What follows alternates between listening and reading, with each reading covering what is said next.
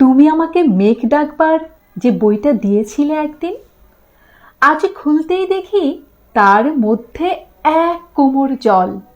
পরের পাতায় গিয়ে সে এক নদীর অংশ হয়ে দূরে বেঁকে গেছে।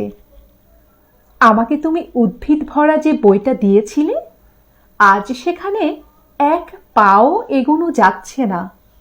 এত জঙ্গল, গাছগুলো এত বড় হয়েছে যে মাটিতে আলো আসতে দিচ্ছে না। তুমি আমাকে ঝর্ণা শেখবার যে বইটা দিয়েছিলে, আজ সেখানে মস্ত এক জলপ্রপাত লাফিয়ে পড়ছে সারা দিন।